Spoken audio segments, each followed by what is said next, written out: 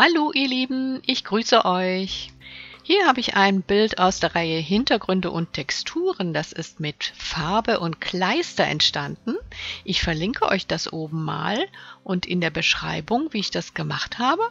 Und heute soll es darum gehen, wie man mit verschiedenen Techniken hier eine Tiefe erzeugen kann. Zunächst stört mich hier diese linke Partie, die werde ich einfach mit einer Lasur überziehen. Das seht ihr hier. Also so kann man Partien auch zurücknehmen und andere Partien kann man betonen. Hier zum Beispiel diese Falten versuche ich jetzt mit weißer Farbe zu höhen. Das heißt, alle Stellen, wo das gedachte Licht drauf fällt, male ich jetzt heller. Ich stelle mir einfach vor, das Licht kommt von rechts oben. Hier seht ihr, wie ich mit der weißen Farbe auch negativ vom Hintergrund etwas wegnehmen kann und so Formen besser herausarbeite. Ich überdecke einfach die dunkle Kleisterfarbe und erschaffe damit neue Formkonturen.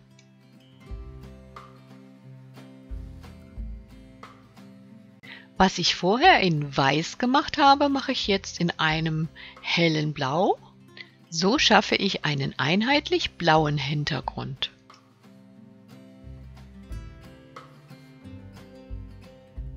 Mit etwas Übung könnt ihr das ganz intuitiv machen.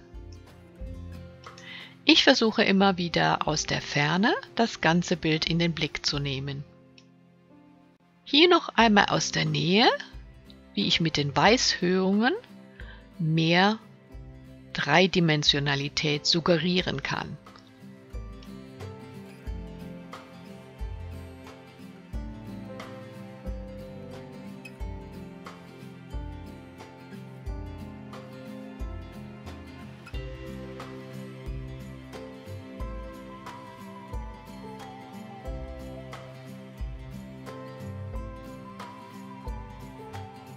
Hier wäre es sogar auch möglich, einige tierische Formen herauszuarbeiten und mehr zu konkretisieren.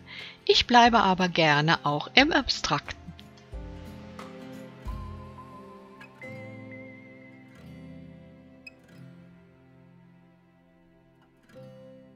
Natürlich kann man auch mit weiteren Formen, die man jetzt darüber malt, eine zusätzliche Ebene schaffen und noch mehr Tiefe.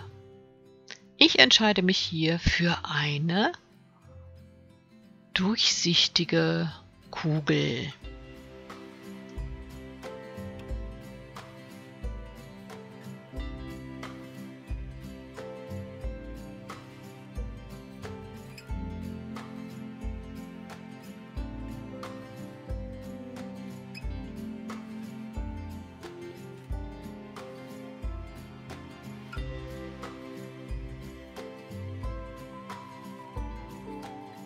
Die Techniken, die ich euch jetzt hier kurz gezeigt habe, kommen in ganz vielen meiner Bilder vor.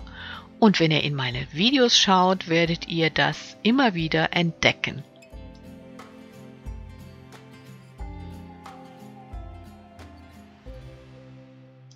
Ich hoffe, ich konnte euch ein paar Anregungen geben und die Erklärungen waren verständlich. Euch wünsche ich einen wunderschönen Tag und bis bald. Tschüss!